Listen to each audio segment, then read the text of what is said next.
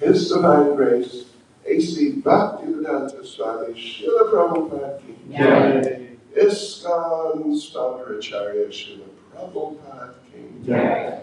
Shri Shri Jagannath Baladev Subhadra Devi ki Jai. Shri Shri Gauri Tai ki Jai. Shri Nityananda Prabhu ki Jai. Shri Nityananda Prabhu ki Jai. Shri Nityananda Prabhu ki Jai. All glories to this omnipotent. All glories to this omnipotent. All glories to the assembled devotee. All glories to Sri Guru and Sri Gauranga. All glories to Sri Prabhupada.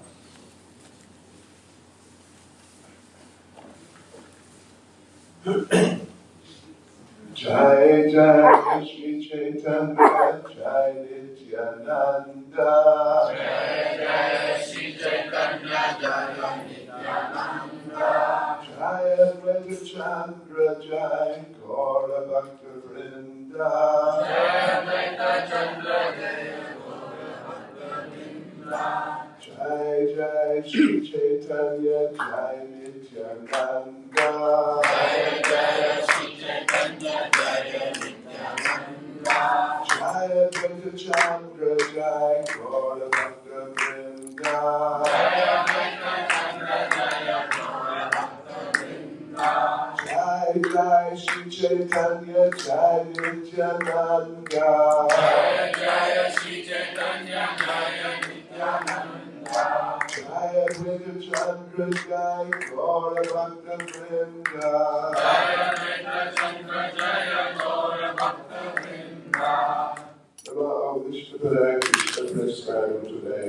Shivaki Bhakti Vedanta Swami Nityananda. Namaste Saraswati Devi Gaura Bhakti Pracharya. Nirvishesha Shubhyavadi Bhasti Chadesha. Sri Krishna Chaitanya Prabhu Nityananda. Shri Advaita Gadadhar Shivasti Gaura Bhakta Vrinda. Hare Krishna, Krishna Krishna, Hare Hare. Hare Rama, Rama Rama, Hare Hare. Vanchkaptra Yuscha Kripa Sindhu Vyacha. Panita Bhava Vaishnavya Namo Namaha. Vaishnavya Namo Namaha. So, devotees, of course, there's so many things we can say about Lord Nityananda. Anyway, let us just note his mood as a preacher, as we talked about that just in the last few minutes yesterday. One devotee asked a question about that. It's very important. What was the mood of Lord Nityananda when he was trying to preach? And his mood was really, he's trying to help the people, not achieve a goal or,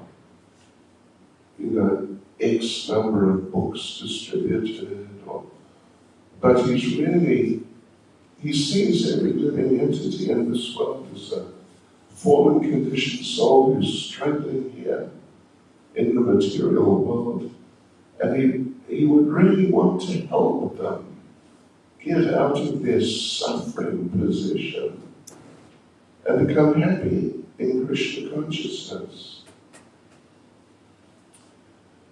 One of my godbrothers, I may have mentioned it here before, but one of my godbrothers at some point, many years ago, like 40 years or 40 years actually, 40 years ago, he got married to one young lady from, actually born in America, but from a Russian background.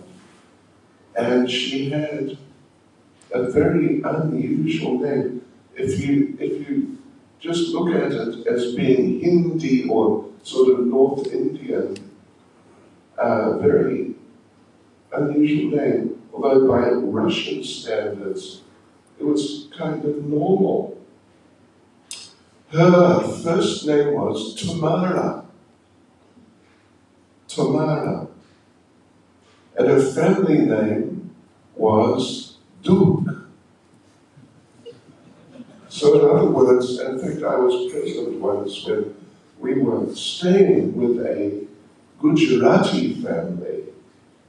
You know, it means North Indian, and they speak the North Indian type of language.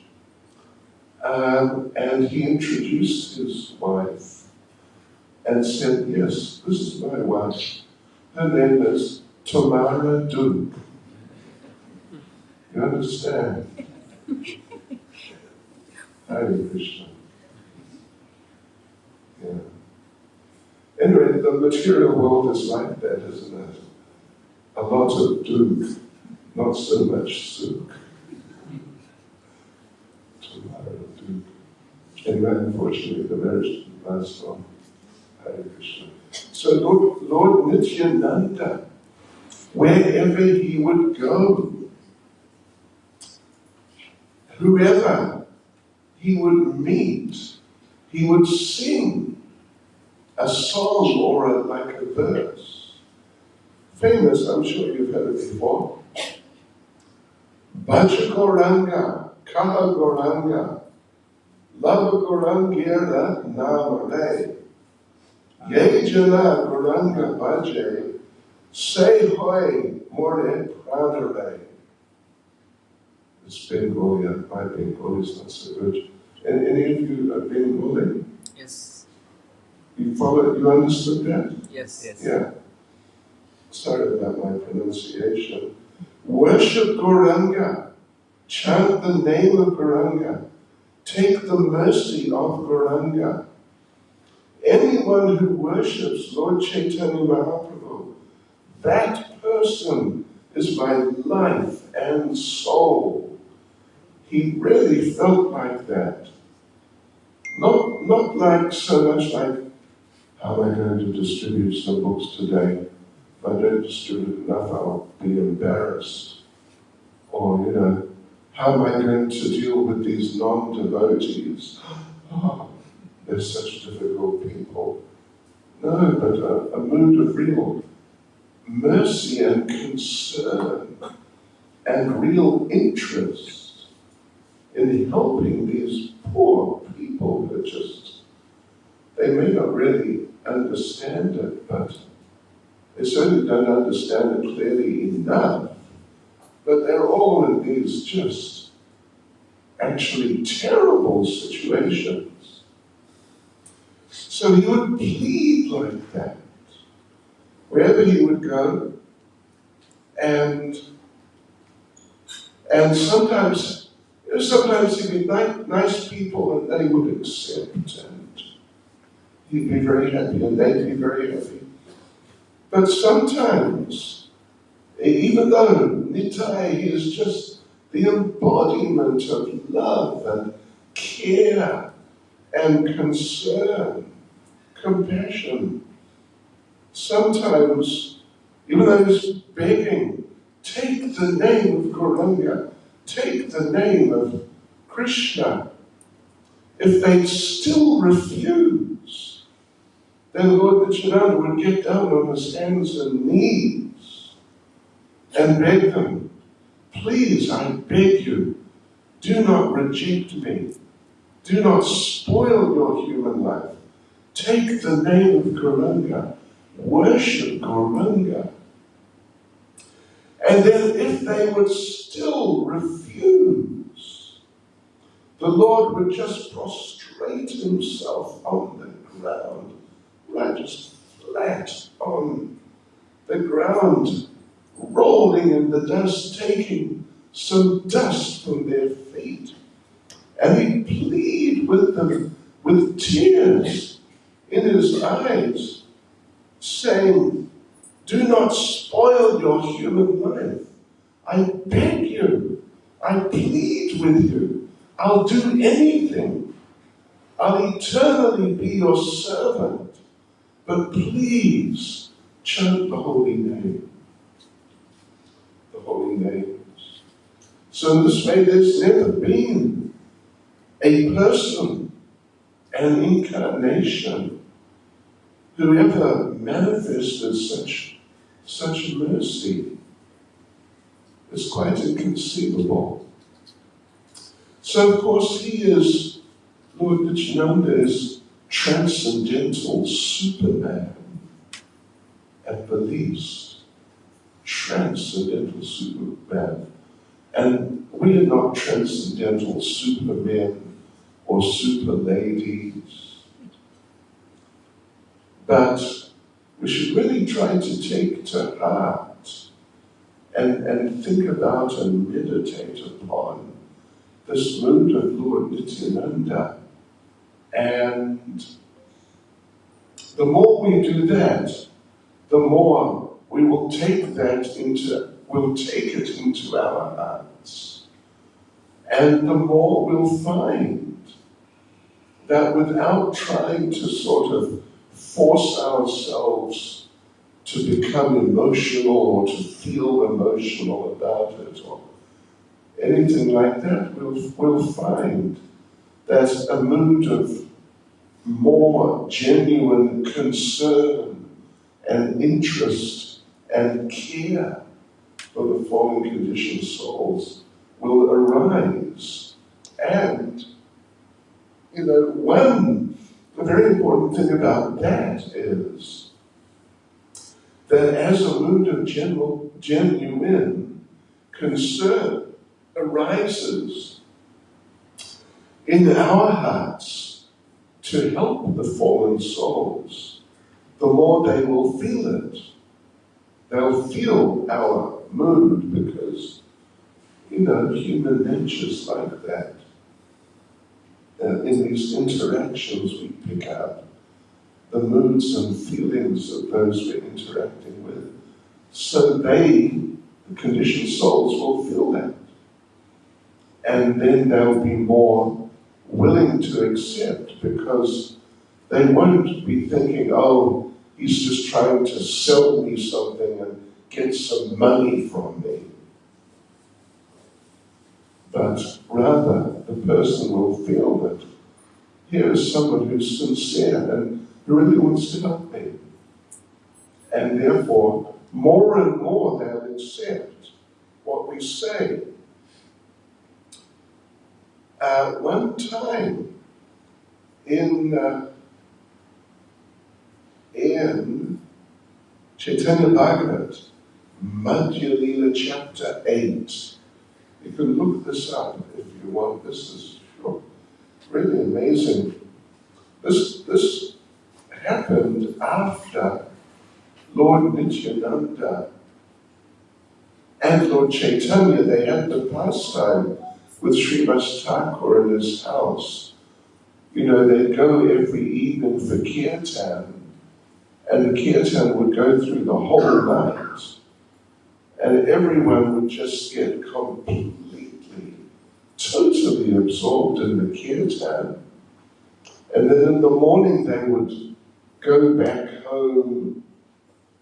But one night, when they were there, and Lord Chaitanya and Lord Nityananda were there in the house of Srivas Pandit, during the kirtan, but in the back of the house, so not visible to everyone, one of the sons of Srivas Thakur passed away somehow. It's more or less like a child or a boy, a young person, just a young person. But somehow he passed away. And Srivas was in the kirtan, but he looked around and saw that his wife was there and she appeared upset. And some of the other ladies appeared upset. So he quickly went back and asked his wife, what's the problem? And his wife said, our son, they had a number of sons, but one of our sons just passed away. And Srivas told her, just act normal. Don't display emotion at all, because we don't want to disturb the kirtan for Lord Gauranga. We don't want to disturb him in the kirtan. So just go about things like, everything's normal. Yeah, that's the right thing to do. So they did. They did, even though, they're ladies and the son just died, and what would you expect? But some really real emotions. But they acted like cool, nothing, no problem. Life is going on. But then at the end of the kirtan, Lord Chaitanya and Lord Nityananda noticed some of the ladies were somewhat emotional. And so they asked, and Srivas told them that this is what happened. We lost our son. And Lord Chaitanya said, why didn't you tell us? And Srivas told them, we didn't want to disturb you. You're relishing the kirtan. And Lord Chaitanya and Lord Nityananda, they are both very deeply moved that despite what is, normally would be considered about one of the most distressing experiences that a parent could have, but for his sake, for their sake, they didn't raise any alarm or anything like that. They just carried on like life was going on as usual.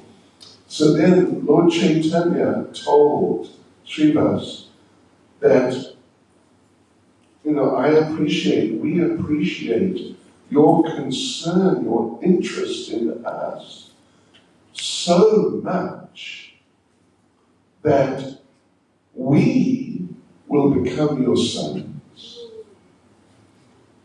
We'll become your sons. You had one son, well, you lost one son, now you've gained two sons.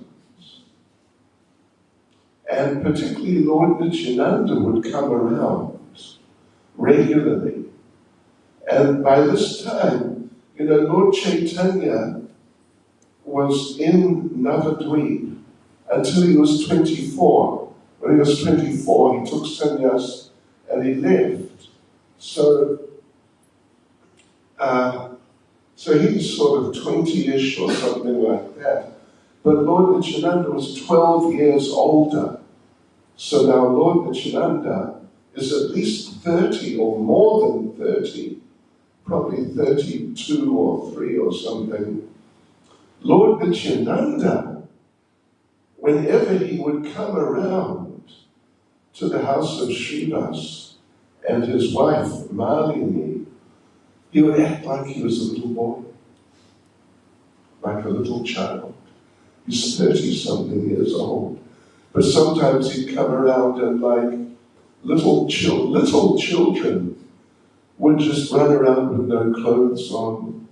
And he would just come with no clothes on and just like everything is normal. And sometimes Lord Nityananda would be breastfed by Malini, the wife of Srivas. And the relationship was like that. Very deep and just reciprocating with her parental mood. So, one time though, Lord Chaitanya, this is all going on. Lord Nityananda is coming regularly and just conducting himself like a little boy. And one day, Lord Chaitanya came and he wanted to test Srivas. So he said to him, why do you keep this Nityananda in your house? Why do you keep it? Why do you maintain this other Duta in your house? You don't know anything about him. You don't know where he's from. You don't know his background. who he is, what sort of family he's come from. So Lord Chaitanya told Srivas, I warn you, you're being too lenient with him. You're just accepting him on face value too easily. If you want to maintain your reputation, because Srivas Thakur was from very high level Brahmin family, highly respected in society in Navadvip. If you want to maintain your reputation, you should just immediately kick him out of your house. Just get rid of him. And don't let him come back. Srivas smiled and said, my Lord, please don't test me like this. He said, I know that Nityananda is your expansion. You are the Supreme Lord, and there's no difference between you and him. And I'm your servant. Anyone who serves you, as Nityananda does, becomes my master. And then Srila said, even if Lord Nityananda was a meat-eating drunkard, and due to my association with him, I lost my reputation, my wealth, and everything. Still, I tell you truly, I would never think of anything else but serving his lotus feet and your lotus feet.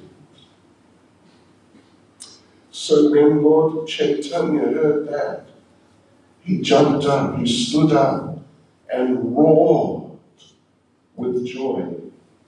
And Lord Chaitanya said, what have I just heard from you, Srivas Pandit? You have so much faith and love for Nityananda Prabhu. You have understood the truth about him. He is my dear, most confidential associate. So I am so pleased with you that I'm going to give you a boon, a benediction, a blessing.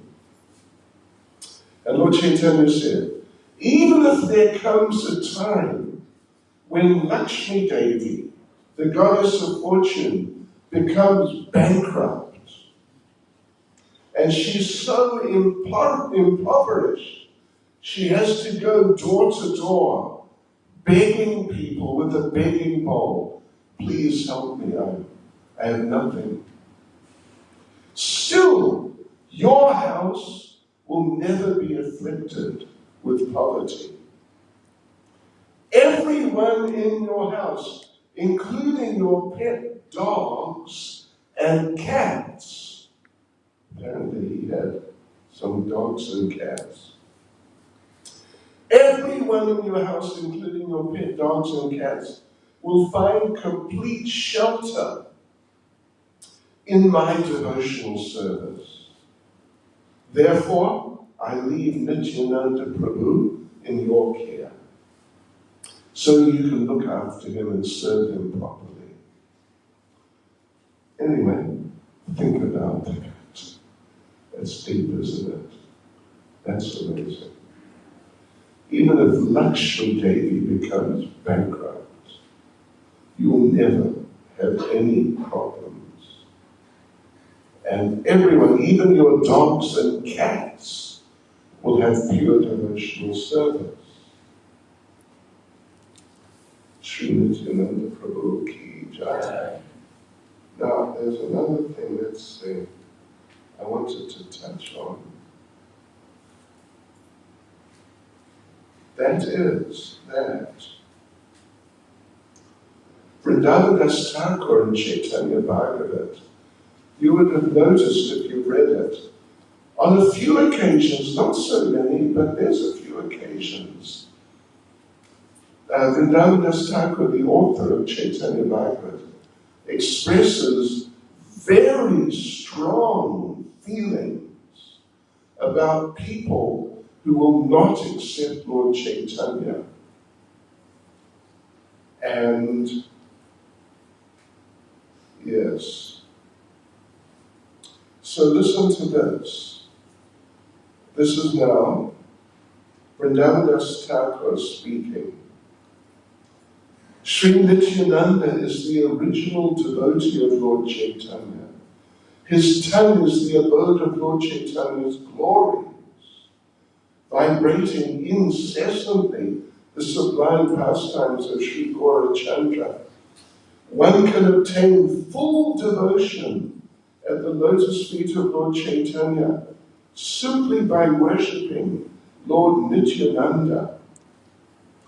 Those who desire to overcome the material whirlpool and drown in the nectarian ocean of devotional service must worship Sri Nitai Chandra. I hear various opinions about him, that he's a sannyasi, or a humble devotee, or an erudite Vedic scholar. People can say whatever they like and conjecture about him without inhibition, stopping at nothing. Some may even go to the extent of saying that Lord Nityananda has no intimate connection with Lord Chaitanya, that he's just a menial servant. None of this affects me at all. I simply pray that Lord Nityananda's lotus feet remain impressed upon my heart eternally. After repeated attempts to invoke good judgment in all people, if some sinful people continue to criticize my Lord Nityananda, then I will kick them on their heads to save them from imminent disaster. One who follows Sri Nityananda without being critical of him becomes steadfast in his spiritual practice and will certainly attain the lotus feet of Lord Chaitanya. So there are a few places in Chaitanya Bhagavad where Vrindavan Thakur says like that. The people who won't accept Nityananda, I'll kick them in their heads. And I remember the first time I read Chaitanya Bhagavad, many years ago, like 30 years ago, I came across that and I thought, wow, that's very drastic. That's super heavy. Gosh, what to make of that? But Srila Bhaktisiddhanta Saraswati gives a purport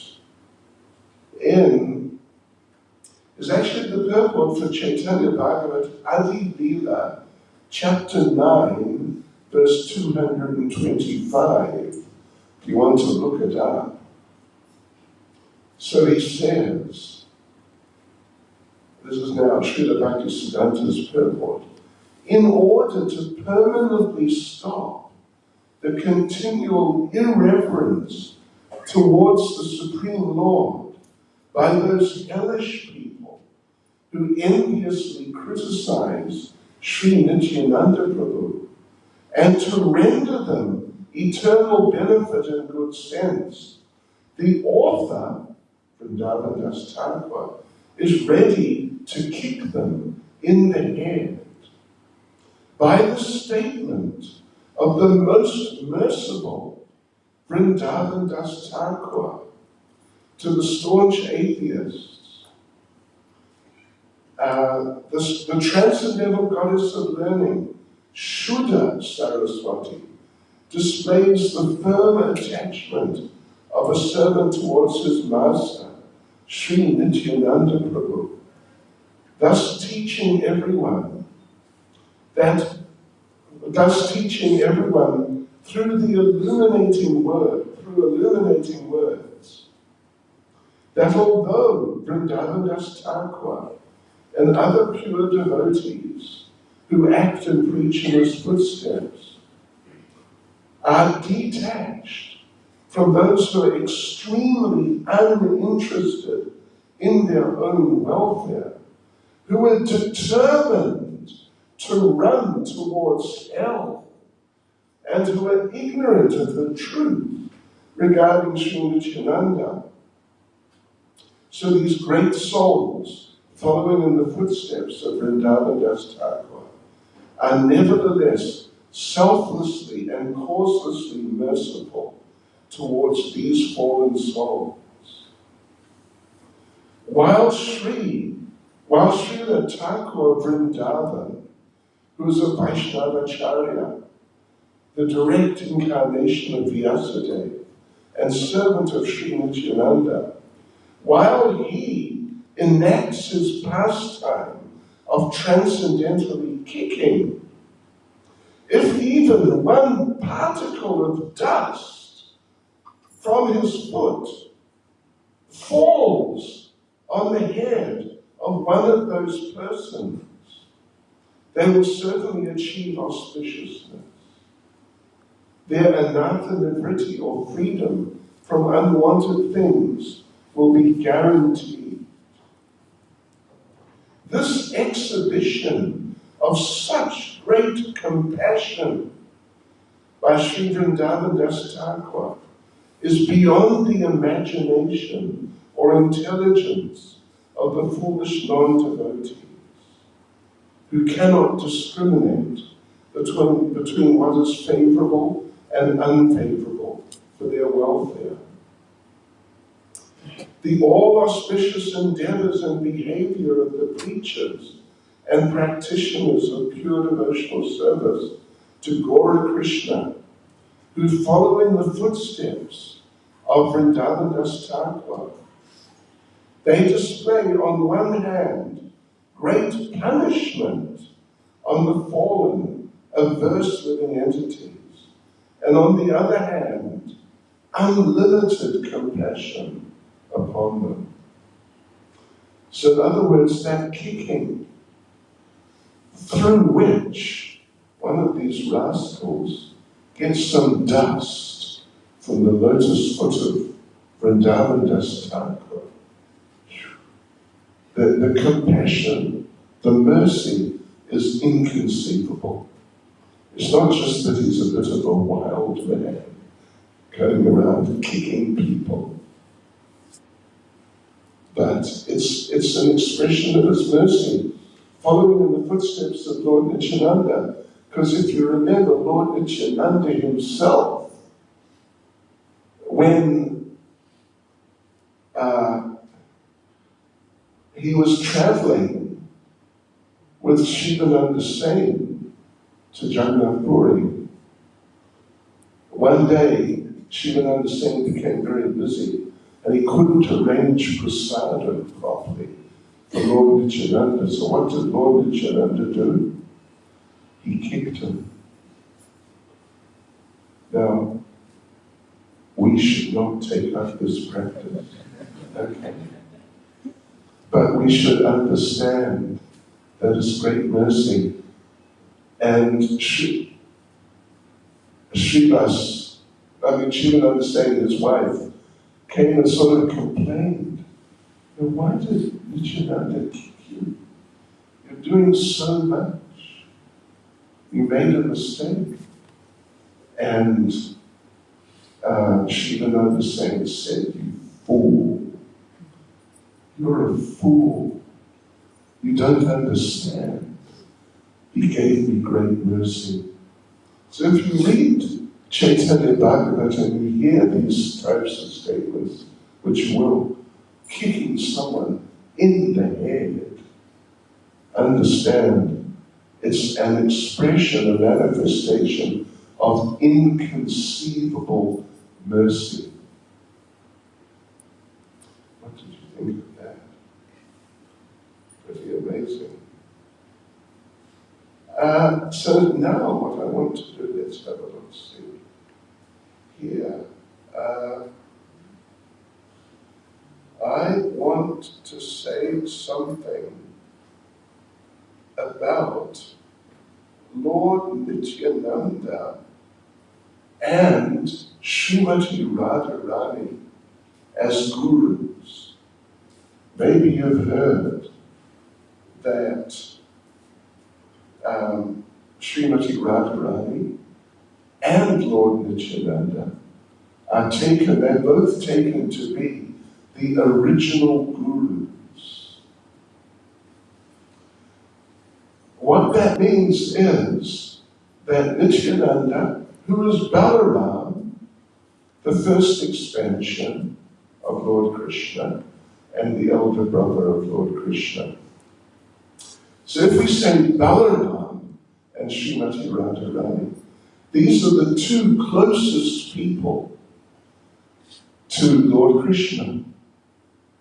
And then if we say Nityananda with Lord Chaitanya, Nityananda is the closest person to Lord Chaitanya. So they know the older brother and the most beloved of any person.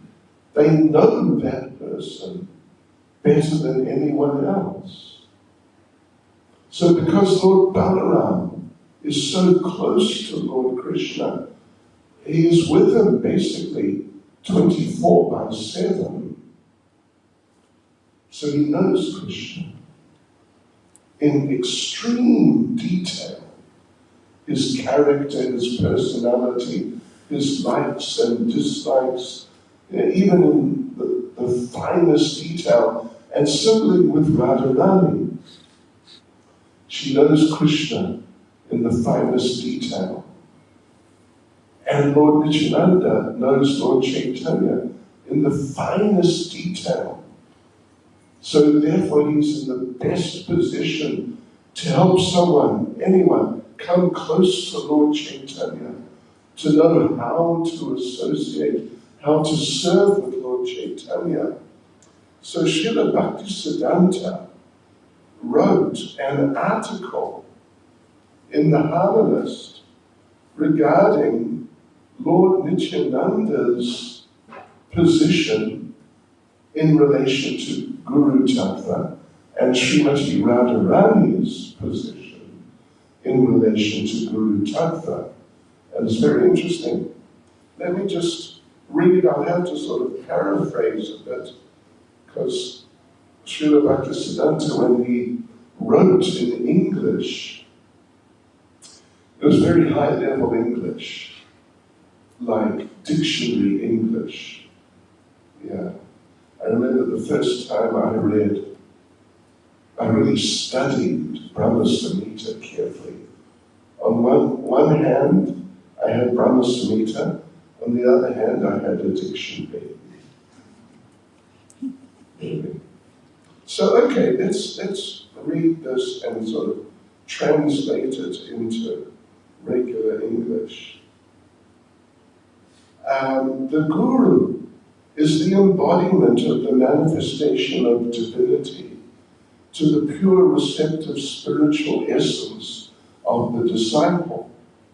So when the disciple is receptive and just heart opened to the message of the spiritual master, then the spiritual master is the embodiment of the Lord, of the divinity, means the Lord. Nityananda is the primary manifested constituent of the divinity. Nityananda means Nityananda is the primary manifestation of the Supreme Personality of Godhead. Nityananda alone possesses the distinctive function of the Guru. Nityananda alone possesses very vividly the function of the spiritual master. In Nityananda, that function is embodied. He is the servant God. He serves Gaurasunda by the distinctive method, and very, very clearly through reverential servitude. He is identical with Balaram in Krishna Lila. Balaram is not the chum of Krishna. You understand this word chum? It means friend, but very informal friend. They just joke around and fool around. That sort of friend. So Balaram is not that sort of friend to Krishna, but rather his respected elder brother.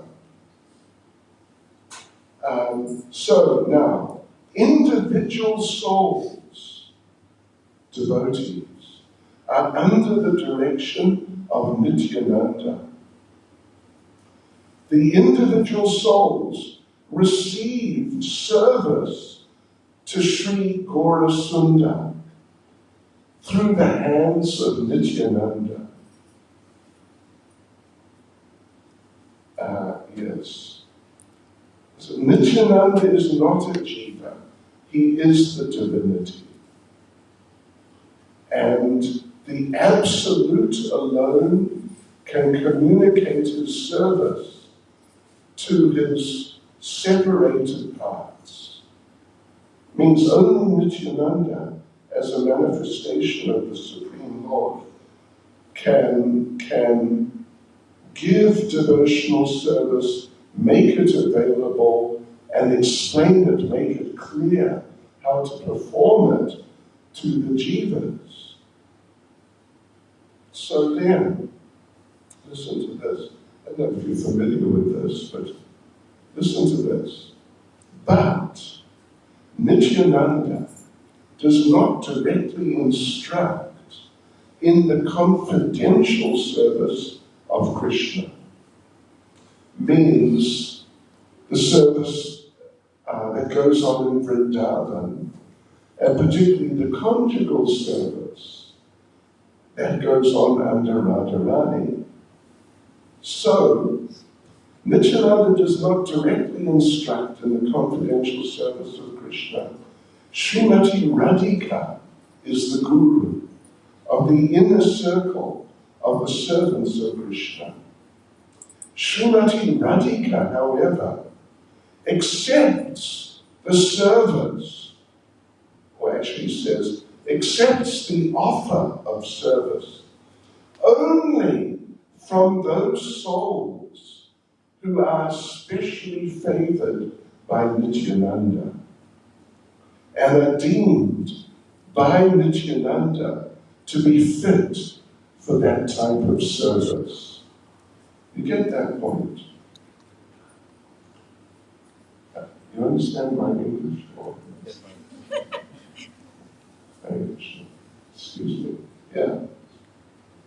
So Srimati Radharani will only accept within her circle to be trained to become a confidential servant of Krishna in the conjugal rasa. Only those who are favored by Nityananda and who are deemed by him, who he decides that, all right, you can take this person and train this person in service to Krishna. There is therefore a most intimate relationship between the function of Nityananda and that of Srimati Radhika, which is at once supplementary to inclusive of the former, or in other words, there's a most intimate relationship between the function of Nityananda as guru and that of Radharani as guru, which include, it flows from one to the other. It flows from Nityananda to Srimati Radharani. So we should remember that. This is something which may not really be so clear, even though we do hear to some degree that we must worship Nityananda and follow in the footsteps of Nityananda. We can only approach Lord Chaitanya through Nityananda, but in our small minds, it may not be completely clear. How essential it is to cultivate a relationship with Lord Nityananda. It is absolutely essential to cultivate a relationship with Lord Nityananda for us in order to approach Radha and Krishna in Vrindavan. We have to go through Nityananda to Lord Chaitanya and then to Radha and Krishna. Yes. Hare Krishna. Did you follow that? Yes, ma'am. Okay, thank you. Did you all follow that? I would have difficulty saying it in Hindi because merely Hindi bahut kharab hai. Although it's not non-existent, but it's not good at all. Right, so devotees, that was kind of, all of that was kind of a little heavy going, taxing on our small brains. What I want to tell you now, how much time do we have? We have till 9 months. Oh, okay. I want to tell you now a story which is a famous story, and in fact, I imagine that you are probably quite familiar with this story, because it's a famous story and it's just a great story. It's the story of Lord Nityananda delivering the leader of the dacoits, who's not Jagai or Madai, he's someone else. But no, he's just a super duper dacoit. Sure. Really mean and nasty person who may have been worse even than Jagai and Madai. At the very least, he was no better than them. So Vrindavan Das Thakur begins the description. He says, devotees, listen to the wonderful story of how Lord Nityananda saved the most fallen. I mentioned last night, to be the most fallen. It's beyond Donald Trump. It's beyond any of these types of people. It's way beyond them. They're just sort of normal fallen. Just normal fallen. Not special fallen. But here he says, listen to this wonderful story of how Lord Nityananda saved the most fallen. So in Navadvip, there was living this one Brahmin. He was born a Brahmin. And yes, and there's another. There's a blessing here. There's two blessings. One who hears these topics of Nityananda Prabhu will attain the lotus feet of Lord Gaurachandra. Anyone who hears this topic of the deliverance of the dacoit will see Nityananda Prabhu and Lord Chaitanya face to face. These appear at the end of the description of the pastime. We're telling you at the beginning, so you've got the opportunity to really tune in and just get into it. Right, Nityananda Thakur says, in Navadvip lived a Brahmin son who had no peer among the dacoits. No peer means no one was equal to him. No one was so advanced in being a dacoit as he was advanced in being a dacoit. His heart was filled with evil. He was the commander of an army of thieves. There was no mercy in his body. So, this dacoit Brahman, he was out in town one day in Navadvip. This all happened after Lord Chaitanya left Navadvip, after he took sannyas. And now Lord Chaitanya is living in Jagannath Puri. Lord Nityananda went with him, but then Lord Chaitanya sent Lord Nityananda back to continue the Sankirtan movement and to develop the Namahata movement. So this all happened later on, while Lord Chaitanya was living in Jagannath Puri. So this dacoit Brahmin, who murdered people without a thought, he was in the town one day, and who should we see? In the Harinam party, leading the Harinam party, but Lord Nityananda himself.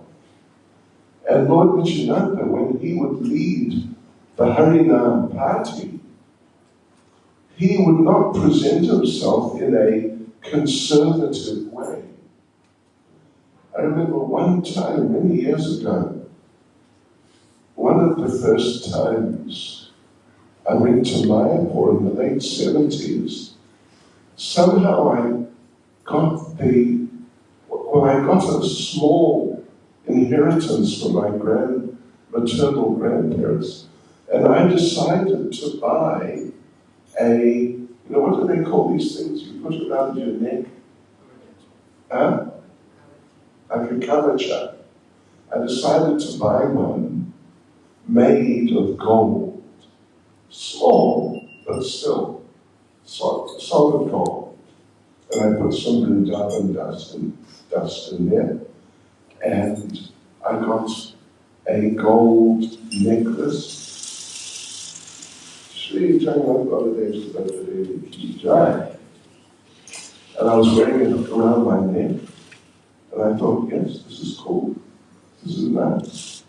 This is suitable for, some dust from Vrindavan. It's the highest type of thing.